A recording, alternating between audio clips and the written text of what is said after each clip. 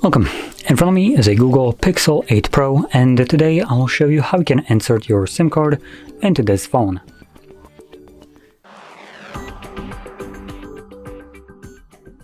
Now, to get started, you'll need to grab a SIM ejector similar to this one, which will come provided in the box with the device. But if you can't find it, you could use a paper clip, straighten out one of the ends, and it should work just as well. Though keep in mind the bit on the paper clip needs to be thin enough to fit into this tiny little hole.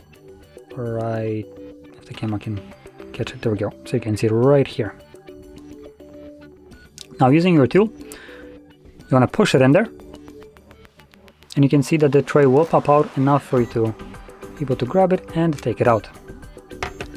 On the tray, you have space for just a single SIM card, which you place with the chip side upwards like this. Insert it into your device. And as you can see, the card will start working right away. So I'm going to confirm that with my SIM card pin, unlocking SIM, and there we go, we're good to go now. So if you found this very helpful, don't forget to hit like, subscribe, and thanks for watching.